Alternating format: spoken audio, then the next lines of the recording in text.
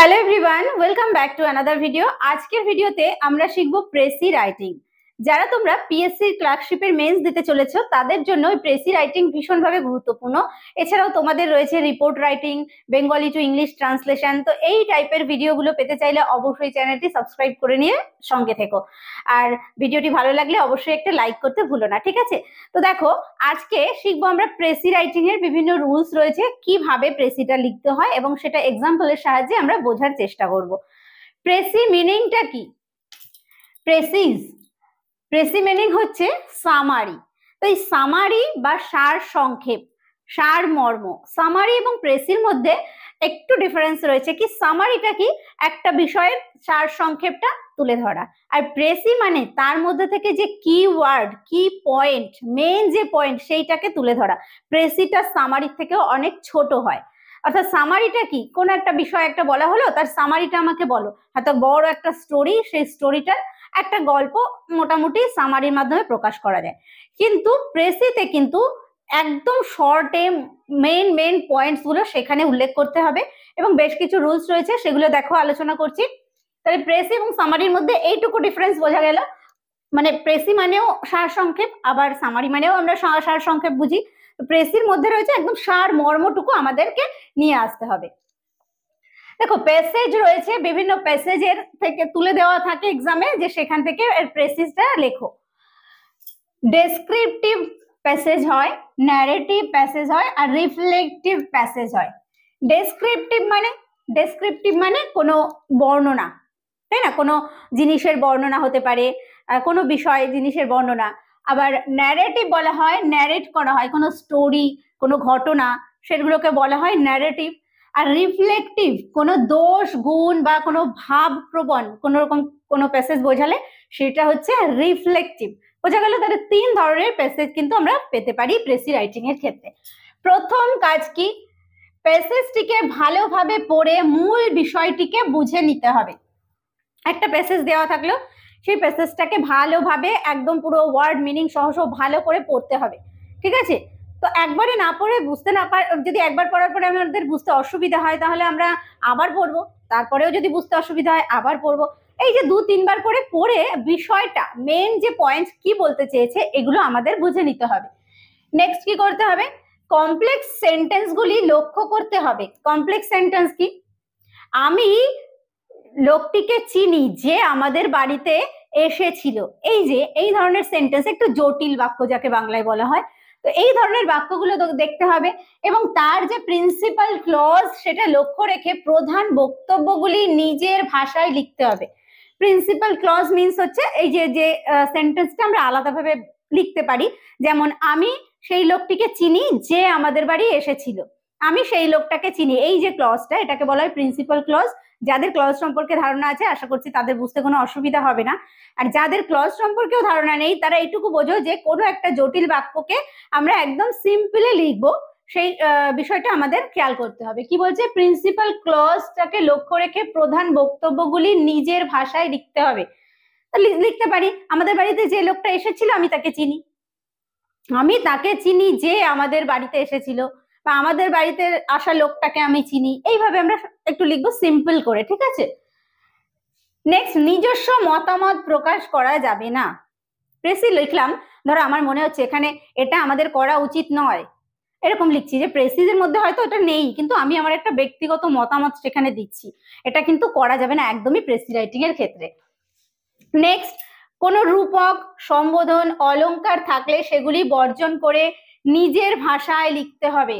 কোন রূপক, অলংকার, বিভিন্ন মানে ভাষার যে বিভিন্ন টাইপের ভাষা ব্যবহার করে একদম আলংকারিক প্রয়োগ করে সুন্দর করে যেটা বলা হয়, অত ভালোভাবে দরকার নেই। আমরা শুধু নিজের ভাষায় সিম্পল ভাবটুকু আমাদেরকে লিখতে হবে, ঠিক আছে? এই যে সম্বোধন করা হয়, যে কাউকে সম্বোধন করে, অ্যাড্রেসিং যাকে বলা হয়, তাকে সম্বোধন করে কথা বলা হয়, তো এই বিষয়গুলো আমাদেরকে অ্যাভয়েড করতে হবে, এগুলো আমাদের বাদ দিয়ে নিজের ভাষায় লিখতে হবে। ডাইরেক্ট স্পিচ ব্যবহার করা যাবে না। ডাইরেক্ট স্পিচ ব্যবহার করা যাবে না। ডাইরেক্ট মানে কি? ধরো সে একটা কথা বলেছে, সেই কথাটা কোর্টের মধ্যে রয়েছে, যে অরুণ বলল আমি তোমাদের সঙ্গে যাব। এবার আমি তোমাদের সঙ্গে যাব, এই যে আমিটাকে অরুণ বললো, তাহলে এইটা হচ্ছে ডাইরেক্ট স্পিচ। তো এইরকম ডাইরেক্ট স্পিচ ইউজ করা যাবে না। অরুণ বলেছিল সে তাদের সঙ্গে যাবে, এরকম ইনডাইরেক্ট স্পিচে আমাদের লিখতে হবে, ঠিক আছে।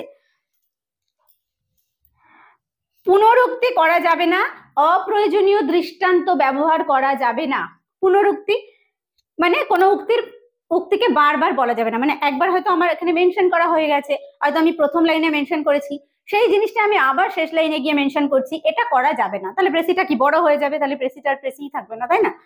তো সেটা করা যাবে না। অপ্রয়োজনীয় দৃষ্টান্ত ব্যবহার করা যাবে না। যে দৃষ্টান্ত মানে এক্সাম্পল বা উদাহরণ যেগুলো প্রয়োজন নেই, সেই ধরনের এক্সাম্পল বা দৃষ্টান্ত একদমই ব্যবহার করা যাবে না। প্যাসেজটি সেকেন্ড পার্সনে থাকলে ফার্স্ট বা থার্ড পার্সন ব্যবহার করতে হবে। প্যাসেজটি যদি সেকেন্ড পার্সনে থাকে, সেকেন্ড পার্সন মানে ইউ, যেমন কি যদি থাকে you should obey your parents, এই যে সেকেন্ড পার্সন কে ইউ থাকলো, you should obey your parents. তাহলে যদি প্যাসেজ এরকম থাকে তাহলে সেক্ষেত্রে কিন্তু আমাদের ফার্স্ট পার্সন বা থার্ড পার্সন ব্যবহার করতে হবে, যে কি আমাদের বাবা মাকে মান্য করা উচিত, উই। তাহলে ইউ এর জায়গায় আমরা উই ব্যবহার করব, বোঝা গেল। নেক্সট পয়েন্ট দেখি, দেখো মূল প্যাসেজটি ফার্স্ট পার্সনে থাকলে থার্ড পার্সনে লিখতে হবে। মূল যে প্যাসেজ সেটা যদি ফার্স্ট পার্সনে থাকে, যেমন আমি দিয়ে থাকে, তাহলে আমরা যখন প্রেসি লিখবো সেটা কিন্তু থার্ড পার্সনে লিখতে হবে। দেখো I wandered lonely as a cloud, এটা উইলিয়াম ওয়ার্ডসওয়ার্থের লেখা কবিতার একটা লাইন। তাহলে এখানে আইটা হচ্ছে দ্য পোয়েট কে বলা হচ্ছে, তাহলে দ্য পোয়েট আমরা যদি এখানে বলি তাহলে দ্য পোয়েট হচ্ছে থার্ড পার্সন। তাহলে দ্য পোয়েট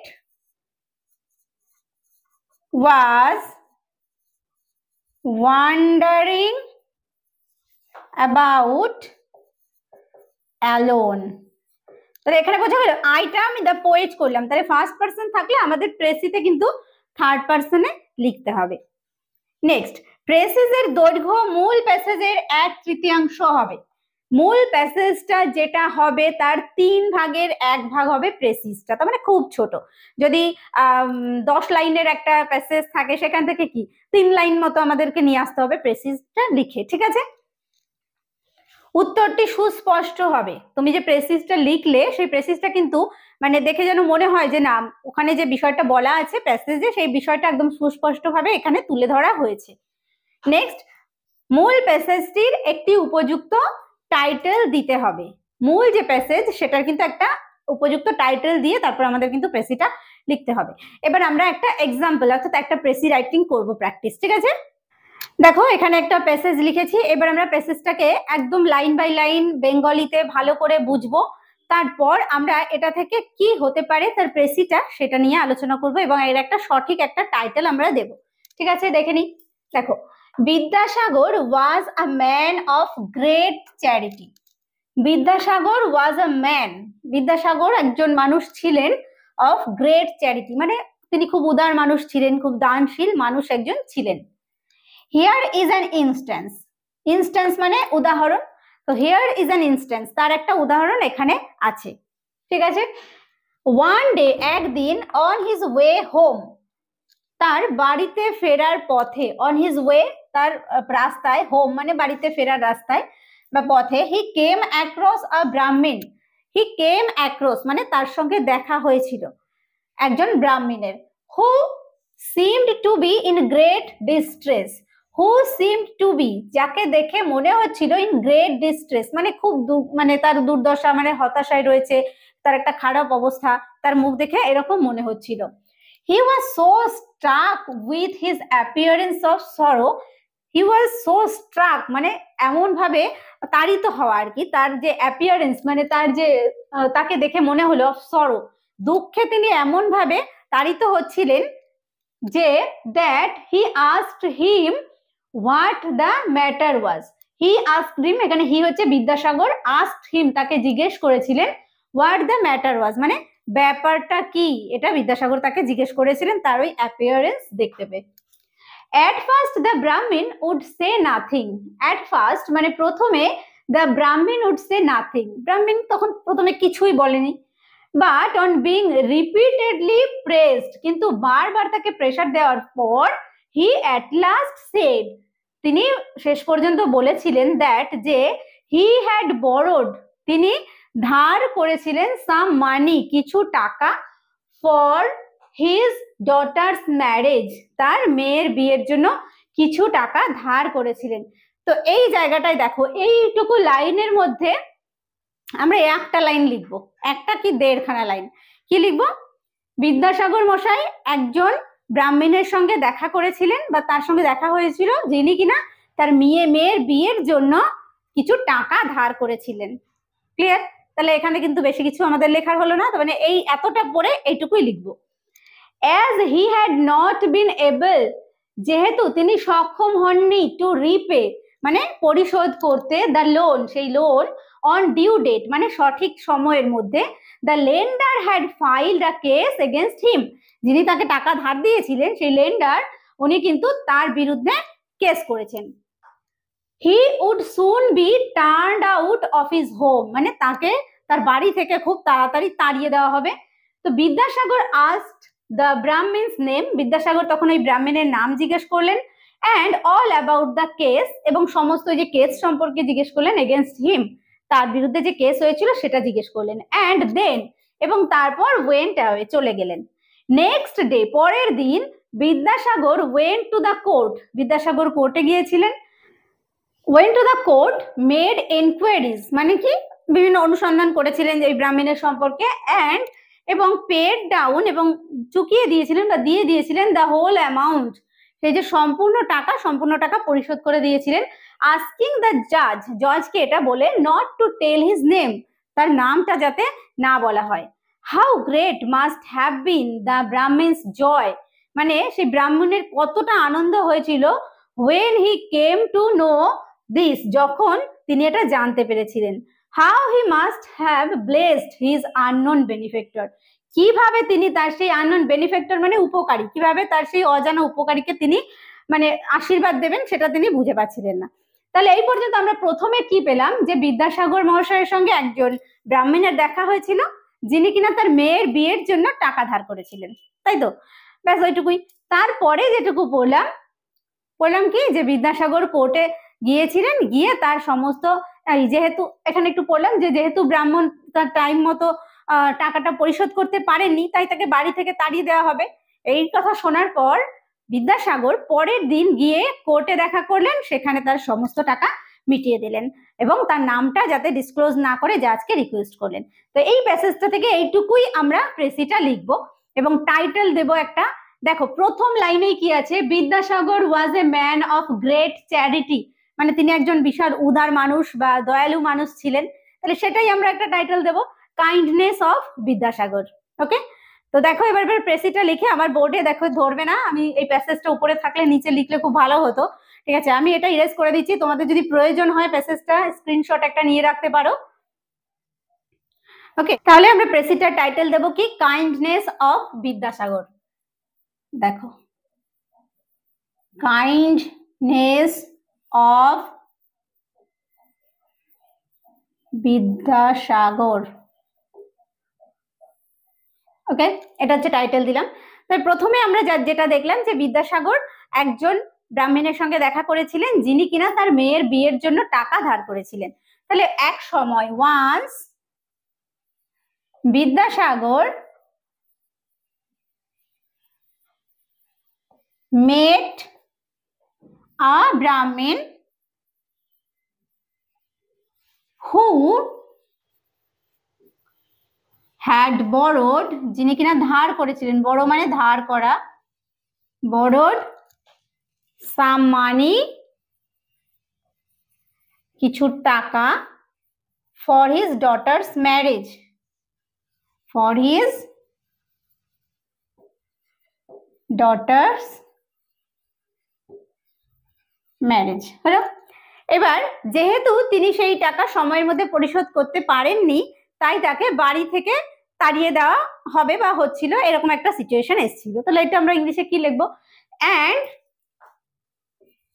এবং কি, being unable to pay, being unable মানে হচ্ছে অসমর্থ হওয়া, কি করতে, পে করতে, টু পে দ্য লোন, সেই লোনটা, ইন টাইম সঠিক সময়ে, সেটা সঠিক সময়ে শোধ করতে না পেরে হি ওয়াজ কি, হি ওয়াজ তাকে বাড়ি থেকে তাড়িয়ে দেওয়া হচ্ছিল। অ্যাবাউট টু বি প্রায় বাড়ি থেকে তাড়িয়ে দেওয়া হবে এরকম একটা পরিস্থিতি। He was about to be turned out, মানে টার্নড আউট মানে বের করে দেওয়া, turned about to be turned out মানে প্রায় বের করে দেওয়ার মতো, turned about to be turned out মানে তার যে বাড়ি থেকে বেরিয়ে যাওয়ার মতো অবস্থা হচ্ছিল, কার দ্বারা, বাই মানে ফ্রম হিজ হাউস লিখে দিই, টার্নড আউট ফ্রম তার বাড়ি থেকে, ফ্রম হিজ হাউস তার বাড়ি থেকে, বাই দ্য ক্রেডিটর্স মানে যারা তাকে টাকা ধার দিয়েছিল, ক্রেডিটর্স, এরকম একটা পরিস্থিতি হলো। এরপর কি, এটা শোনার পর কি বিদ্যাসাগর তার নাম জিজ্ঞেস করলেন, তার সম্পর্কে ডিটেলস জানলেন, এগুলো জাস্ট স্কিপ, এগুলো একদমই লেখার দরকার নেই। কি বিদ্যাসাগর পরের দিন কোর্টে গেলেন, নেক্সট ডেটাও আমরা নাও লিখতে পারি, ঠিক আছে, next day Vidyasagar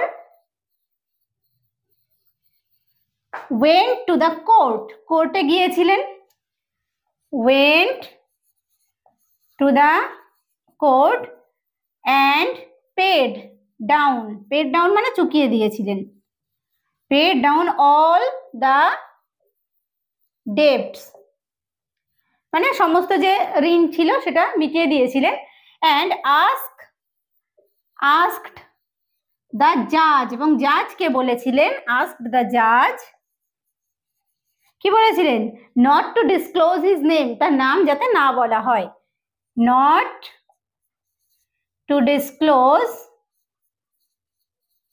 his name, যাতে তার নামটা না বলা হয়। এরপর কি ব্রাহ্মণ ওই যে মিসফরচুন যে দুর্দশা সেখান থেকে রিলিফ পেয়েছিলেন, তাহলে being relieved of this misfortune, being relieved of the misfortune,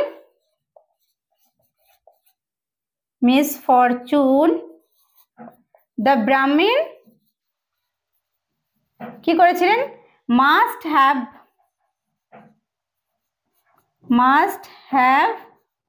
blessed মানে অবশ্যই আশীর্বাদ দিয়েছেন তাকে, blessed his unknown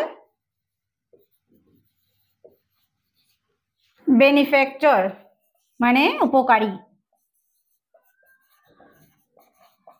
ওকে, তাহলে দেখো কত ছোট করে প্যাসেজটা লেখা হয়ে গেল। Once Vidyasagar met a Brahmin who had borrowed some money for his daughter's marriage and being unable to pay the loan, এখানে পে হবে, to pay the loan in time, he was about to be turned out from his house মানে তাকে বাড়ি থেকে বের করে দিয়েছিল, by the কি, কাদের দ্বারা বেরিয়ে গেছিলেন তিনি, by the creditors। Next day Vidyasagar went to the court, পরের দিন বিদ্যাসাগর কোর্টে গিয়েছিলেন, and paid down all the debts এবং সমস্ত ঋণ চুকিয়ে দিয়েছিলেন, and asked the judge not to disclose his name, being relieved of the misfortune এই দুর্দশা থেকে মুক্তি পেয়ে the Brahmin must have blessed his unknown benefactor, সেই ব্রাহ্মণ অবশ্যই তার যে আননোন মানে অপরিচিত, কারণ তিনি জানেন না তার যে উপকার করেছেন বিদ্যাসাগর, তাহলে অপরিচিত উপকারী তাকে আশীর্বাদ দিয়েছিলেন। তো এই হলো প্রেসি রাইটিং। তো আজকের ভিডিওতে আমরা কিন্তু একদম রুলস নিয়ে আলোচনা করলাম। এর পরে যে প্রেসি রাইটিং এর ক্লাসগুলো হবে সেখানে কিন্তু শুধুমাত্র আমরা আলোচনা করব এই এক্সাম্পল, একটা ভিডিওতে হয়তো আমি দুটো এক্সাম্পল নিয়ে আলোচনা করে দিতে পারি, ঠিক আছে। এছাড়াও বেঙ্গলি থেকে ইংলিশ ট্রান্সলেশনের ক্লাস চলছে, এরপরে আমরা রিপোর্ট রাইটিং নিয়ে আলোচনা করব এবং কিভাবে রিপোর্ট লিখতে হয় বিভিন্ন রিপোর্টগুলো সেগুলো শিখবো। তো আজকের ভিডিওটি যদি ভালো লেগে থাকে অবশ্যই একটা লাইক করো এবং বন্ধুদের মধ্যে শেয়ার করে দিও। আর ভিডিওটি শেষ পর্যন্ত দেখার জন্য প্রত্যেককে থ্যাংক ইউ। দেখা হবে নেক্সট ভিডিওতে।